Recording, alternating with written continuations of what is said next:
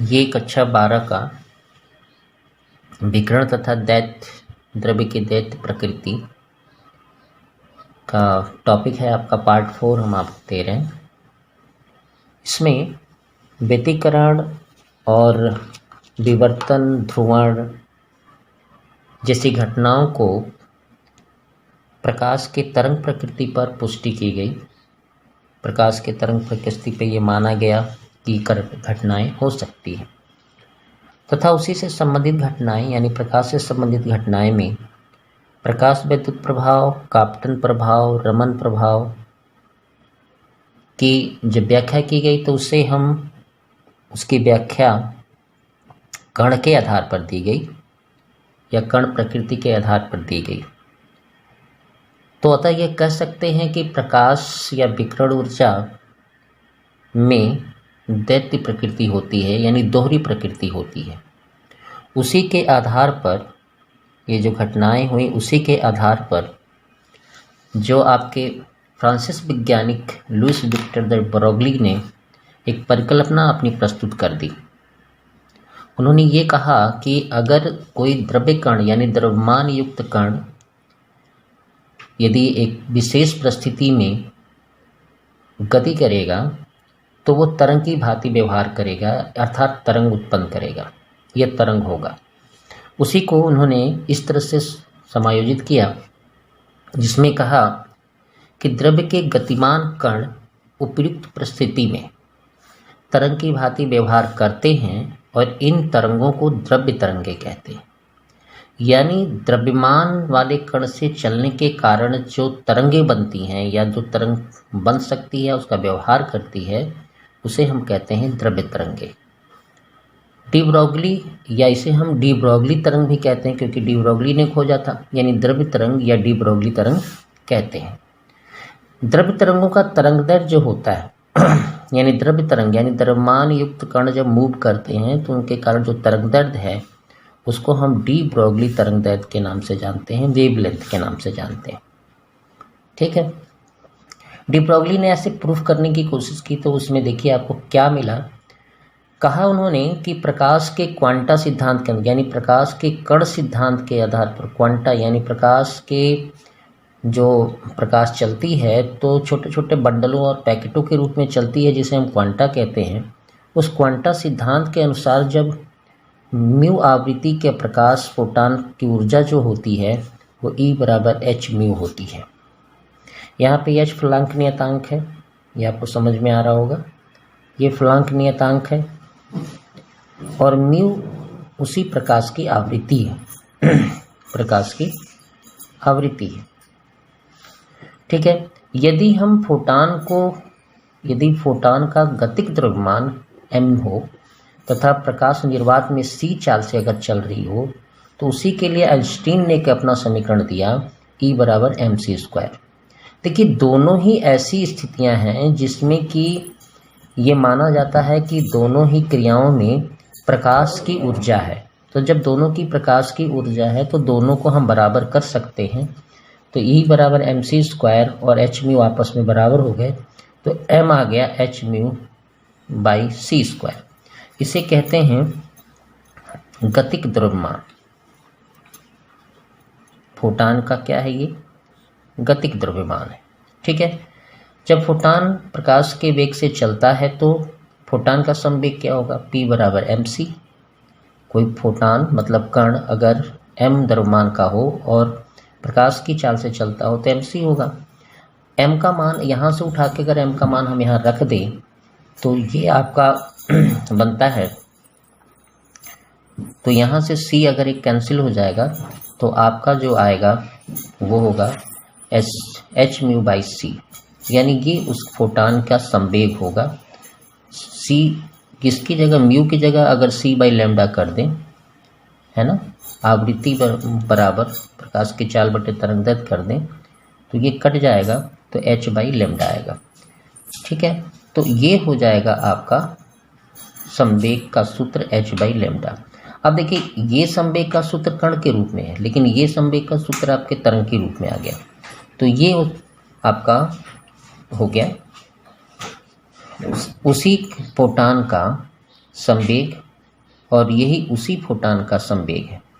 अब देखते हैं कि गतिक द्रव्य कण के लिए जो लैम्डा आएगा, यानी जब हम इसको पक्षांतर कर लेंगे तो h/p आएगा या h/mc आएगा। यानी कोई भी अगर कण m द्रव्यमान का है v वेग से चल रहा है, ठीक है, कोई कण अगर m द्रव्यमान का हो, यही द्रव्य प्रकृति है, m कण का हो, m द्रव्यमान का हो और v वेग से चले, ठीक है, यानी संवेग आपका क्या हो जाएगा mv, तो h/m हो जाएगा। अब देखिए ये जो तरंग के लिए सारा हम लोग फोटान तरंग के लिए कर रहे थे, वही आपके गतिक तरंग के लिए भी आ गया। और इसी द्रव्यमान युक्त तरंगदैर्घ्य को हम कहते हैं डी ब्रोगली तरंगदैर्घ्य का सूत्र। यानी द्रव्य कण के लिए जो तरंगदैर्घ्य सूत्र होगा h/mv, ये डी ब्रोगली तरंगदैर्घ्य सूत्र कहा जाता है, ठीक है। इसमें भी गतिक द्रव्य कण का वेग है और द्रव्य कण का द्रव्यमान है। अब देखिए इसकी पुष्टि कैसे की गई कि ये प्रकाश द्रव्य तरंगे प्रकाश की तरह मूव कर सकती हैं। तो द्रव्य तरंगों के गुण में इन सूत्र का सहायता लिया गया, ठीक है, इन सूत्रों का क्या किया हमने, सहायता लिया। अब इसमें देखिए आपको सीधा सीधा दिख रहा होगा कि जो लैम्डा है वो प्रोपोर्शनल है 1/m के, यानी व्युत्क्रमानुपाती है द्रव्यमान के। यानी जिन कणों का द्रव्यमान कम होगा उसका तरंगदैर्घ्य अधिक होगा या तरंगदैर्घ्य दीर्घ होगा, ठीक है ना। और जिसका द्रव्यमान बड़ा होगा उसका उस द्रव्य तरंग का तरंगदैर्घ्य क्या होगा, लघु होगा। उसी तरह जब हम इसकी पुष्टि किए कि द्रव्य तरंगों का तरंगदैर्घ्य में अगर वेग कम है, द्रव्य कण का वेग कम है तो तरंगदैर्घ्य क्या होगा, दीर्घ होगा। और जब इसका वेग जो है अधिक हो जाएगा तो उसका तो ये वेग तरंगदैर्घ्य कम हुआ ही, लघु हुआ, लेकिन कम होने पर दीर्घ होगा। यानी ये कह सकते हैं कि जो द्रव्य तरंगे हम लोग पढ़ रहे हैं उनका द्रव्यमान और वेग के आधार पर उनका तरंगदैर्घ्य दीर्घ और लघु होता जाता है। एक और चीज़ देखते हैं, द्रव्य तरंगों का गतिमान कण के आवेश पर निर्भर नहीं करता। यहाँ पे कहीं भी आवेश जैसी बात नहीं आई है, ठीक है, यहाँ आवेश की मूविंग नहीं है, कोई भी आवेश नहीं आया है। इसका मतलब ये होता है कि जो द्रव्यमान युक्त कण है एक विशेष वेग से चल रहा है तो उसके तरंगदैर्घ्य पर जो प्रभाव है उसके द्रव्यमान और वेग के कारण है, उनके आवेशों के कारण नहीं है। तो हम ये कह सकते हैं कि द्रव्य तरंगे का गतिमान कण के, यानी द्रव्य तरंगे गतिमान कण के आवेश पर निर्भर नहीं करती। यानी हम ये भी कह सकते हैं कि आवेशित और अनावेशित कणों में भी समान रूप से तरंगदैर्घ्य बनते हैं, क्योंकि अनावेशित कण के आवेश से मतलब है नहीं, आवेशित कण के आवेश से मतलब है नहीं। तो ये जो द्रव्यमान से मतलब है, इसीलिए ये हम कह सकते हैं कि दोनों ही कण समान रूप से तरंग की भांति व्यवहार कर सकते हैं। तो द्रव्य तरंगे विद्युत चुंबकीय तरंगे नहीं होती। फाइनल हो गया, क्योंकि विद्युत है ही नहीं, आवेश है ही नहीं, आवेश नहीं है तो आवेश की मूविंग होगी तो चुंबक बनेगा नहीं। तो इसलिए द्रव्य तरंगे विद्युत चुंबकीय तरंगे नहीं होती हैं, उन्होंने फिक्स किया। उसके बाद उन्होंने इलेक्ट्रॉन को लेकर के इलेक्ट्रॉन से संबंध डी ब्रोगली तरंगदैर्घ्य का सूत्र की कल्पना की। उन्होंने ये कहा कि डी ब्रोगली के अनुसार द्रव्य कण के डी ब्रोगली तरंगदैर्घ्य ये होती है। अभी हमने पढ़ा था पीछे, जैसे कि ये हम देख रहे हैं, ये है ना गतिक द्रव्यमान के लिए h/mv उसका डी ब्रोगली तरंगदैर्घ्य होता है।